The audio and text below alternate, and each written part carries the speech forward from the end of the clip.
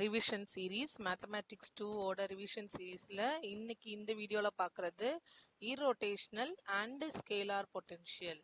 இந்த இரோட்டேஷனல் and scalar பொட்டன்ஷியல்ன்றது either 5 mark இல்லைன்னா 10 மார்க்ல கேட்கலாம். 5 மார்க்ல கேட்கும்போது வெறும் இரோட்டேஷனல் மட்டும் கேட்பாங்க, ஷோ தட் இட் இஸ் இரோட்டேஷனல். 10 மார்க்ல கேட்கும்போது எப்பயுமே சேர்ந்தே தான் வரும். ஸோ ஒரு ஃபங்க்ஷன் எஃப், ஒரு வெக்டார் வந்து இரோட்டேஷனல்னு ப்ரூவ் பண்ணாதான் அதோட ஸ்கேலார் பொட்டன்ஷியல் நம்மளால கண்டுபிடிக்க முடியும். இதுதான் கண்டிஷன். ஸோ சேர்ந்தே தான் வரும். 10 மார்க்ல கேட்கும்போது சேர்த்து கேட்கலாம், இது தனியாகவும் கேட்கலாம் நமக்கு. ஸோ எப்படி ஒரு சம்ம சேர்ந்து கேட்டாங்கன்னா, இங்கே 3 ப்ராப்ளம்ஸ் கொடுத்துருக்கேன். நம்மளோட ரெஃபரன்ஸ் புக்ல இருந்து எடுத்த ஒரு 3 கொஸ்டின். நான் வந்து தேர்ட் சம்மை இங்கே சால்வ் பண்ண போறேன். நீங்க ஃபர்ஸ்ட் 2 சம்ஸை ட்ரை பண்ணி பாருங்க. இரோட்டேஷனலும் ப்ரூவ் பண்ணணும் அண்ட் ஸ்கேலார் பொட்டன்ஷியலும் நம்ம கண்டுபிடிக்கணும். அதான் question. Show that the vectors are irrotational, also find their scalar potential அப்படின்னு கொடுத்துருக்காங்களா? ஓகே, நம்ம தேர்ட் கொஸ்டினுக்கு போறோம். ஃபர்ஸ்ட் irrotational, தேர்ட் கொஸ்டினோட சொல்யூஷன், தேர்டுக்கான சொல்யூஷன். முதல்ல irrotationalக்கான கண்டிஷன் தெரியணும்.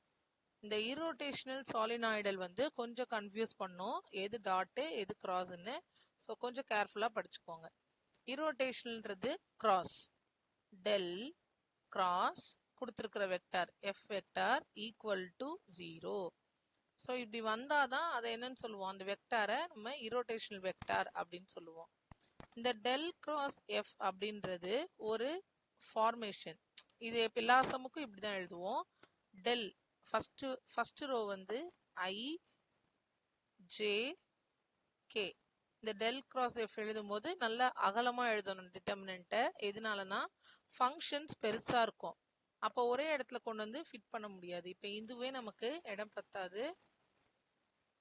ஐ ஜே கே இது மூணையும் ஃபர்ஸ்ட் லைன்ல எழுதணும்.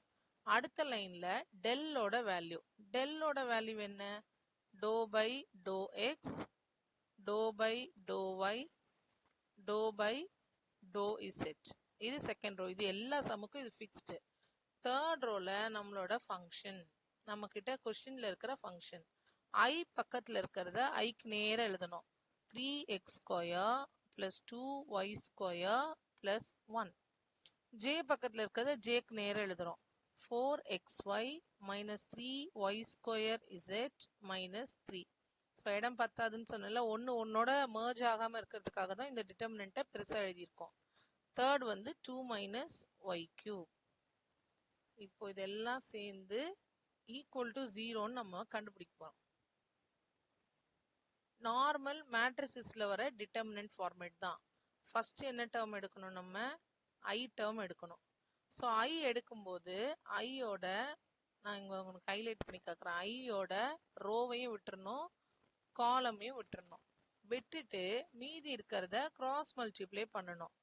இந்த டேர்ம், இந்த dyயோட இந்த term. So I into D doe by doe, அது doe by to Y of 2 - y³ எழுதியாச்சா? அப்புறம் இந்த பக்கம் எழுதும் போது ஒரு minus. So minus to by to Z of 4xy - 3y² z. அது அப்படியே எடுத்து எழுதுறேன், வேற எதுவும் பண்ணல. நெக்ஸ்ட் ஸ்டெப்ல நம்ம சிம்பிளிஃபை பண்ணிக்கலாம். ஸோ இப்போ முதல்ல நம்ம ஐக்கு எழுதிட்டோமா, அடுத்தது ஜேக்கு எழுத போறோம். ஸோ ஜே எழுதும் போது திருப்பி ஜேயோட ரோ அண்ட் ஜேயோட காலமை விட்டுறணும். ஸோ செகண்ட் வேல்யூ எடுக்கும் போது மைனஸ் ஜே. இப்போ கிராஸ் மல்டிப்ளை பண்ணலாமா? X into, so to by to x of 2 - y³ minus இந்த ரெண்டு term to by to Z of 3x² + 2y² + 1. எழுதும் போதே பார்த்து கரெக்டா ஸ்லோவா எழுதிட்டா நமக்கு ஆன்சர் வந்து ஈஸியா வந்துடும், கன்ஃபியூஷன் இல்லாம ஆன்சர் எழுதிடலாம். நெக்ஸ்ட் கே எடுக்க போறோம். ஸோ கேயோட ரோ, கேயோட காலமை விட்டுறணும். விட்டுட்டு இது ரெண்டையும் மல்டிப்ளை பண்றோம். So plus k, k into k vector into doh by to x of 4xy - 3y² z - 3 minus to by to Y of 3x square plus 2y square plus 1 எல்லாம் எழுதியாச்சா? இதுக்கப்புறம் தான் நம்ம என்ன பண்ண போறோம்னா டிஃபரன்ஷியேட் பண்ண போறோம். இந்த ஸ்டெப் முடிஞ்சிருச்சு. சும்மா ஜஸ்ட் அங்க இருந்ததை டிட்டர்மினன்ட் ஃபார்மேட்ல எடுத்து எழுதியிருக்கோம். இப்போ நான் டிஃபரன்ஷியேட் பண்ண போறேன். ஃபர்ஸ்ட் ஒன் என்ன கொடுத்துருக்காங்க? y ஆல doh by to y 2 minus Y cube. So அப்போ y இருந்தா டிஃபரன்ஷியேட் ஆகும், y இல்லைன்னா அது 0 ஆயிடும். ஃபர்ஸ்ட் 2 தான் இருக்கு, அப்போ அது 0. y கியூபை டிஃபரன்ஷியேட் பண்ணா மைனஸ் 3y ஸ்கொயர்.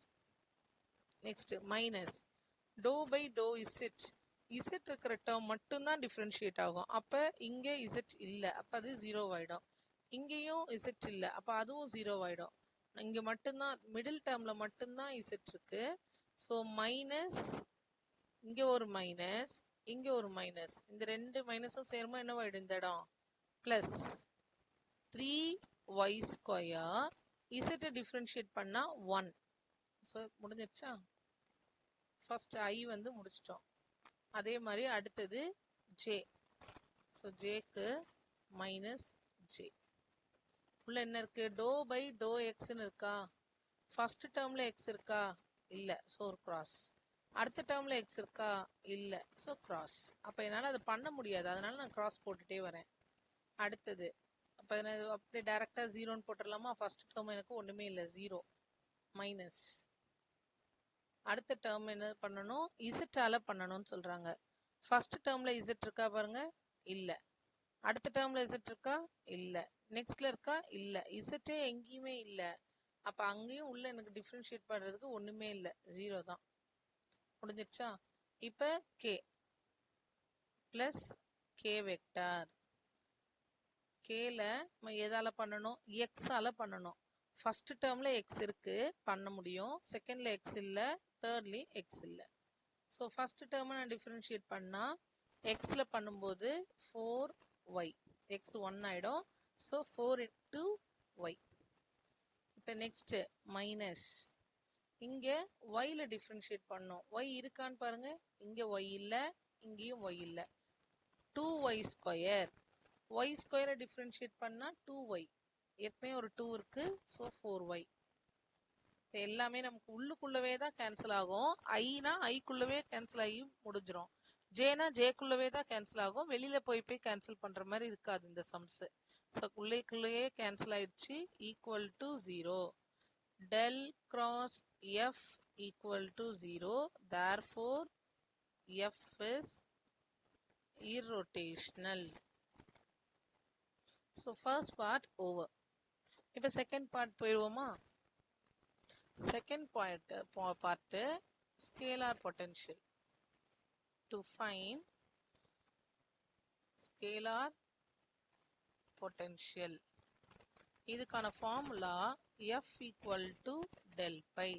சம்டைம்ஸ் கொஸ்டின்ல இதை டைரக்டாவே கொடுத்துருப்பாங்க, ஸ்கேலார் பொட்டென்ஷியல்ன்ற வேர்ட் இல்லாம f equal to del pi அப்படின்னு கொடுத்துருப்பாங்க. அப்படின்னா என்ன அர்த்தம்னா ஸ்கேலார் பொட்டென்ஷியல் நம்ம கண்டுபிடிக்கணும், பை கண்டுபிடிக்கணும்னு அர்த்தம். இந்த கண்டிஷனை வச்சு நம்ம பை கண்டுபிடிக்க போறோம், இல்லைன்னா ஃபைண்ட் பை அப்படின்னு கேட்கலாம். ஓகே, இப்போ நம்ம முதல்ல டெல் பை என்னன்னு எழுதுவோமா? டெல் பைன்றது doe phi by to X into I vector plus doe phi by to Y into J vector plus doe phi by to Z into K vector. இது del phi. எஃப்ன்றது நம்மளோட கொஸ்டின்ல என்ன இருந்ததோ அதை அப்படியே ஃபுல்லா எடுத்து எழுத போறோம். ஸோ கொஸ்டின்ல என்ன இருந்ததுன்னா 3x square plus 2y square plus 1 into I. கொஸ்டினுக்கு போயிட்டு வந்துருவோம். எஸ், அந்த கொஸ்டின்ல இருந்த எஃப் அப்படியே எழுதுறேன். பிளஸ் ஐ எழுதியாச்சா? Plus 4xy minus 3y square is it minus 3 into j plus 2 minus y cube into k. இப்போ பை கண்டுபிடிக்கிறதுக்கு இத 3 பார்ட்டா பிரிக்க போறோம். எப்படி பிரிக்க போறோம்? Case 1, case 2, case 3. So case 1ல ஐயை மட்டும் எடுத்து கம்பேர் பண்ண போறோம்.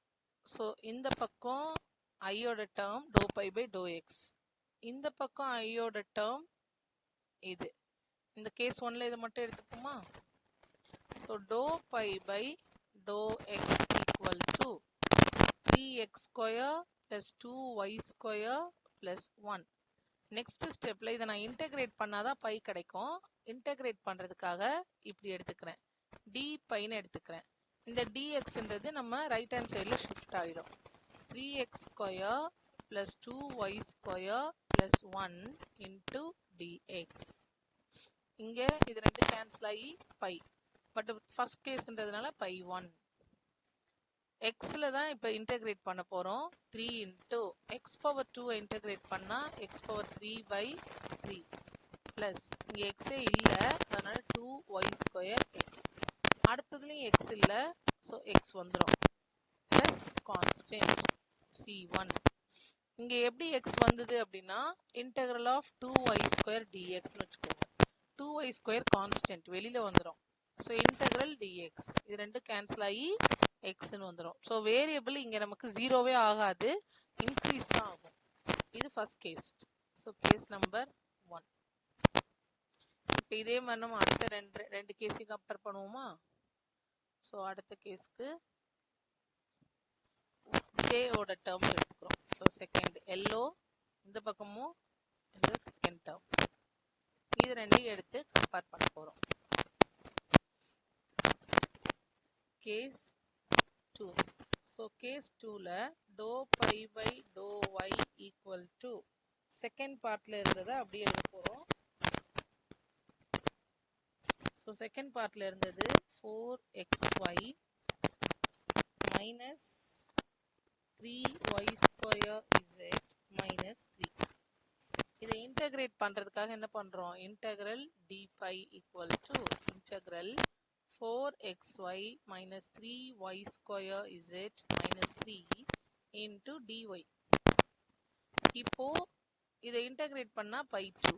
இங்க y ஆல இன்டெகிரேட் பண்றோம். ஸோ 4x அப்படியே இருக்கும். y ல இன்டெகிரேட் பண்ணா y square by 2 minus 3y square integrate ஆயிடும் y கியூப் பை 3 பக்கத்துல z minus 3z plus constant. இது கேன்சல் ஆகி 2, இங்கேயுமே இது கேன்சல் ஆயிருக்கும், இது கேன்சல் ஆயிருக்கும். ஓகே, இதை நான் எப்படி எழுதலாம்னா 2xy square minus y cube z minus 3z plus c. இது ஈக்குவேஷன் 2. இங்கேயும் இது x cube plus 2y square x plus x plus c1 அப்படின்றது ஈக்குவேஷன் 1. இதே மாதிரி நம்ம தேர்ட் கேஸ் போடுவோமா? தேர்ட் கேஸ்க்கு நான் எதை கம்பேர் பண்ணணும்? இந்த பக்கம் இருக்கிற k, இந்த பக்கம் இருக்கிற k, kயோட ரெண்டு டேர்ம்ஸ். So case 3. கேஸ் 3க்கு doe phi by doe z equal to 2 minus y cube. இப்போ integral of doe phi integral of d, இன்டெக்ரலுக்குள்ள எழுதும்போது இது d. d pi equal to integral of 2 minus y cube into dz. இது cancel ஆகி pi 3 equal to 2y z all integrate பண்ணும்போது 2z minus y cube பண்ணும்போது y cube z plus constant. So இது equation 3. இப்போ நான் ஜென்ரலா pi equal to எழுதுறதுக்கு காமனா ஏதாவது டேர்ம்ஸ் இருக்கா அப்படின்னு நான் பார்க்க போறேன். So first case, second case and third case மூணுத்துலேயும் காமனாக இருந்ததுன்னா அது ஒரு தடவை தான் எழுதணும். So X cube first term X கியூப்னு இருக்கா, அது எதுலையாவது இருக்கா அப்படின்னு பார்த்தீங்கன்னா எங்கேயுமே இல்லை. அதனால எக்ஸ் கியூப் எழுதியாச்சா? திருப்பி செகண்ட் 2y ஸ்கொயர் எக்ஸ், இந்த 2y ஸ்கொயர் எக்ஸ் இங்கேயும் இருக்கு, இங்கேயும் இருக்கு 2y ஸ்கொயர் எக்ஸ். ஓகே, அது ரெண்டு இடத்துல இருக்கு. 2xy ஸ்கொயர்ன்றது ரெண்டு இடத்துல இருக்கு. ரெண்டு இடத்துல இருக்க அந்த டேர்மை ஒரு தடவை தான் எழுதணும். So plus 2xy square. அடுத்த டேர்முக்கு போவோமா? எக்ஸ், எக்ஸ் வேற எங்கேயா இருக்கா? இல்லை. So plus X. அடுத்தது ஃபர்ஸ்ட் டேர்ம் ஏற்கனவே எழுதிட்டோம். இப்போ இந்த y கியூப் இசட்ன்றது இங்கேயும் இருக்கா, இங்கேயும் மைனஸ் ஒய் கியூப் இசட், இங்கேயும் minus Y cube Z. So 2 times வந்திருக்கிறதுனால நான் ஒரு தடவை தான் நான் அதை எழுதணும், ஒய் கியூப் இசட். இங்கே மைனஸ் 3z இருக்கு, இங்கே பிளஸ் 2z இருக்கு. அது வந்து ரிப்பீட் ஆகல, அதனால அது எல்லாத்தையும் அப்படியே எழுதுறோம், பிளஸ் கான்ஸ்டன்ட். ஸோ இதுதான் நம்மளோட ஸ்கேலார் பொட்டன்ஷியலுக்கான ஆன்சர்.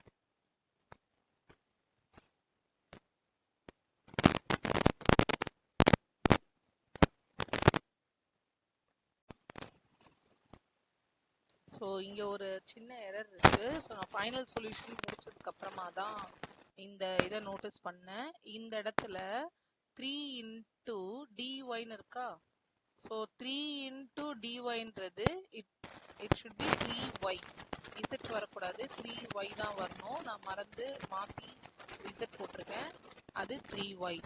ஸோ இங்கே 3yன்னு வரும்போது இந்த இடத்துல அது answer, final answer 3y. So இது ஒரு எரர், இதை ரெக்டிஃபை